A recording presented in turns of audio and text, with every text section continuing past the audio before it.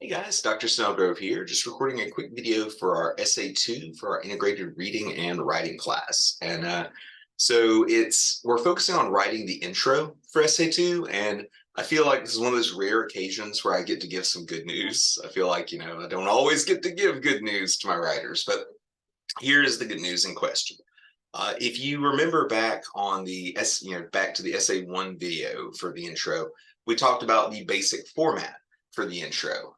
It's probably going to look like wet garbage here on the camera, but it's the whole, and it's backwards for you, but it's the upside down triangle thing, right?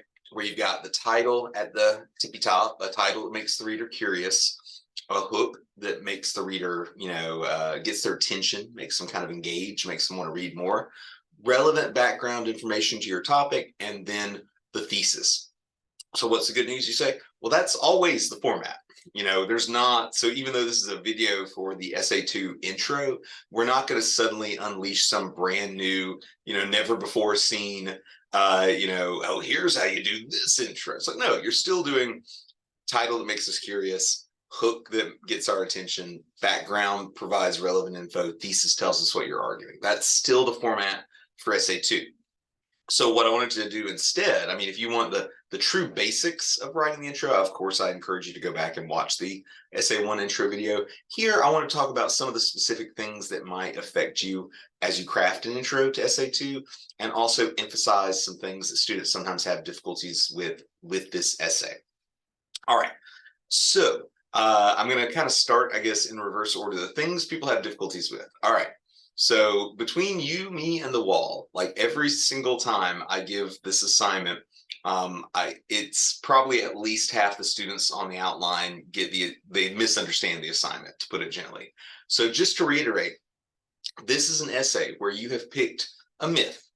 For our purposes, a myth as defined as anything that, there is not explicit evidence for. It could be like aliens. It could be, Bigfoot. It could be any kind of myth, the Jersey Devil, something like that. So you're picking the myth, and then you are just arguing why people believe the myth. Why do you think people believe the myth despite the lack of evidence? So that's it. And I every time, including this time, I would get plenty of entries where students are like, I'm going to argue why this is a myth. I'm like, no, that's not the assignment. I'm going to argue why this is not a myth. No, that's not the assignment. I'm going to do a book report on the myth. Like, no, that's not the assignment. The assignment is why do you think people believe it? Now, I try to give you all lots of creative freedom to come up with your thesis statements, come up with your unique arguments. But if it helps you, I will give the game away a little bit. I alluded to this in an earlier video, but now I'll just outright say it. Why people believe in stuff despite a lack of evidence is almost always a combination of media influence and private conversations. So what I mean by media influence, it's like, hey, there is no conclusive evidence that Bigfoot is real. And yet, literally millions of people believe in Bigfoot. Why is that? It's like, well, there you could talk about, if I'm arguing why people believe in Bigfoot, there's Bigfoot movies. There's Bigfoot TV shows. There's that weird shaky cam footage that's supposed to be Bigfoot. There's books about Bigfoot, all this stuff. So it's usually, media influence, causes multiple generations to believe in something, even though there may not be, say, scientific evidence for it. And then, of course, there's the idea of private conversations, so sometimes you might believe something, irrationally. We all do. I'm not trying to say in judgment. And then you meet someone else who shares the similar irrational belief. So when that happens, it's, the French might call that folie à deux, the madness shared by two. And so it's like you can kind of reinforce each other, right? It's like, hey, I'm not the only person in the town that believes this. I'm not the only person I know that believes this. He believes it too, or she believes it too. Now, media plays an effect on this as well, because, of course, the internet is a double-edged sword. I don't think I'm exactly blowing your minds by saying that. So on one hand, the internet is a wonderful tool for linking together people that really need to find a community. Like you might be the only goth kid, geek kid, furry kid, whatever, in your podunk town, and then you find entire supportive communities, right? And that's great. That's beautiful, man. But you also might be the only person in your town that believes the Earth is flat, or that believes that Bigfoot is real, or whatever. And then you go online, and it's like, oh, I'm in the Finding Foot Discord server now. So everybody finds these digital communities, and they reinforce each other. Like there are, I think, hundreds at this point of like flat Earth societies and stuff you could join. So, anyways, I'm spending a lot of time emphasizing this. I do need to move on, but I just wanted to tell you that uh, I mean, I wish I could mince words here, but like, if your thesis is not addressing why people believe in the myth, you're doing the assignment wrong. And I'm just going to keep telling you that, and you'll have to rewrite the paper, and you'll be really mad at me. So please, please, please, for the love of God, review the essay 2 outline feedback. Let me know if you have any questions, and make sure you have a thesis. It's like, the reason people believe myth, X myth is, well, whatever it is. I don't want to tell you, I'm not trying to micromanage you or write the paper for you or anything like that. But I just want to let you know, if you're doing any of the other stuff I mentioned earlier that's not telling us why people believe this myth despite lack of evidence, you are literally doing the assignment wrong. All right. So backing up, what are we going to do then for the title and the hook? So the title and the hook are, again, I mentioned this earlier, the same rules apply. Now, you might find it a little easier to come up with a creative title on essay 2, because I mentioned it in the essay 1 intro video that, like, you don't want to have boring titles, not just because I'm reviewing your paper and I don't want to see a boring title, but also I'm nominally preparing you guys to write for diverse audiences. Hey, you're not writing this for Dr. Snellgrove per se. You're writing a paper that can be understood and appreciated by the average college freshman, right?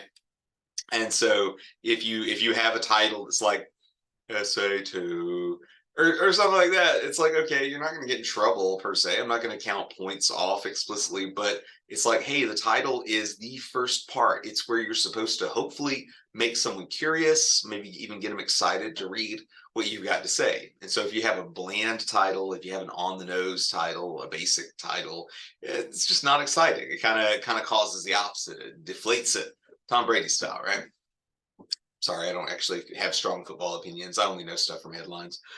All right. So why would essay 2 be a little easier to come up with title? Well, you guys are dealing with a topic that because you got to pick the myth, I hope it's a topic that's a little more important to you, a little more interesting to you than writing about, the flashback budget or anything like that.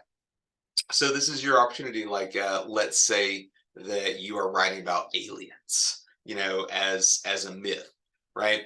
And so what could you call the paper? It might be something like alien visitors or earthly hoax, question mark.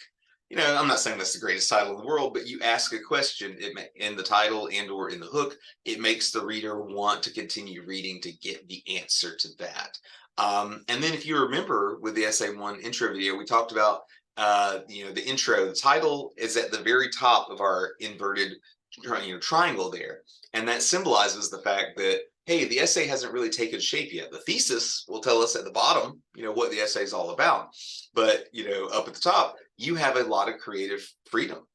So you might have, if you're writing about aliens, you don't have to address myths at all. Technically, you could just have a spooky / interesting title, like, visitors from on high. It's like, is he talking about God or what? And again, that's a rhetorical technique, because if you have, it still needs to be good and creative, but if you have a title that's kind of mysterious, that actually works wonders, because it makes you, it's kind of like clickbait online, like, all right, I gotta know. I'm going to check this out. All right. So then we get to the hook. The hook is, let's say you've taken the clickbait, you clicked on the thing, but now you're sitting there like, I don't, is this good? Is this not good? So it'll be the hook, the first sentence or first few sentences, that determines, like, okay, am I going to keep reading? So in your own essay, you need to be aware of that. Like, how am I going to get someone's attention right away? So I think I mentioned it on a previous video, but my favorite technique, like literally in my professional writing, is I will have one sentence hooks that ask rhetorical questions, and they usually have the word you in them.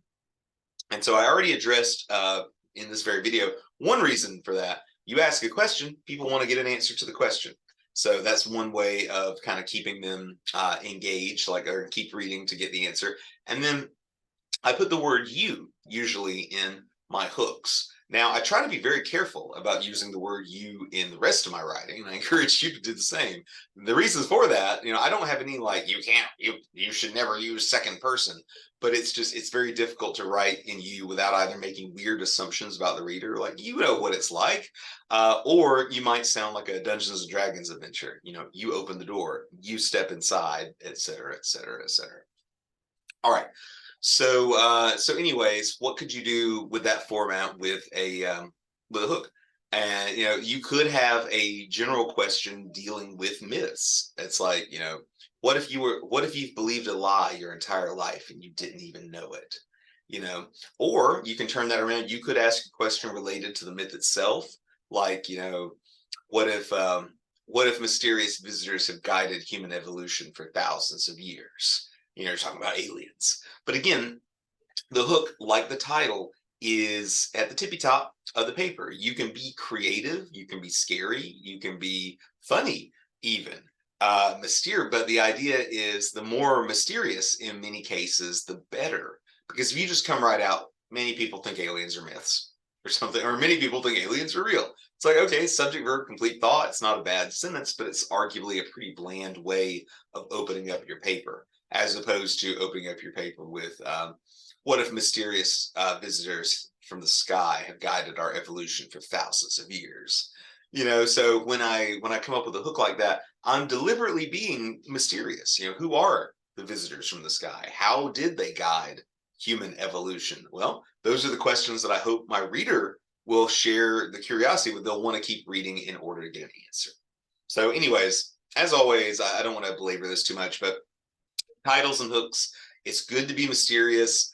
You want to come up with something that gets the reader's attention. Well, it gets the reader's curiosity up with the title, gets the reader's attention with the hook. Anything but boring, as we say. Always easier said than done. All right. Now, the background info is a bit more straightforward for this paper. Background info would be, at bare minimum, you guys need to introduce what the myth is, right? And I know some of you are writing about something well-known, like, does Bigfoot need an explanation? You can do at least one sentence on the Bigfoot myth or whatever, but you need to introduce what the myth is. And then on top of that, you need to, as you get a little closer to thesis, talk about the different sides of this. And so it's like, you could have something as simple as, some people believe that aliens are real, others think that they are a myth, or at least something that hasn't been proven yet. And you could go a little further in the subject. Interestingly, many people still believe this are real despite the lack of evidence. But why is that? And then that leads us directly to your thesis. So again, and all you got to do with thesis is, many people believe in blank, that's your myth, because blank. That's the reason why. And I think I mentioned this before, but now I'll mention it again. There's two basic ways of approaching this, at least. All right. One is you can just list multiple things. Many people believe in this myth despite the lack of evidence because of movies, television shows, and the internet. That's fine. Something like that basically tells the reader what your next 3 body paragraphs are going to be about. But you can also, a slightly more advanced writerly technique, you can double check, like, okay, I just mentioned movies, TV shows, the internet. What do all those things have in common? Well, they're forms of media. So I could have a thesis saying many people believe in, aliens. Many people believe aliens are real due to media influence. And so I'm not necessarily name checking movies, TV shows, internet, but it lets my reader know my next 3 paragraphs are going to be focusing on different kinds of media influence. And like I said, I don't want to box you guys in. I want to give you lots of creative freedom, but your paper is almost certainly going to, or at least should, address media influence. Because whenever it comes to why do people believe bullshit without proof, It's because they saw a convincing YouTube video, or they watched an interesting movie, or they half remember a TV show from when they were a kid. You can't really escape media influence. It is pretty much the modern mind control. Yeah, I'm kind of sad that I threw away my grilled cheese wrapper over there. I could put a little tinfoil hat helmet on right in front of you. But I believe that's everything. Y'all know the drill. If you have any questions, feel free to email, feel free to text 863-835-2399. Have a good one. Bye.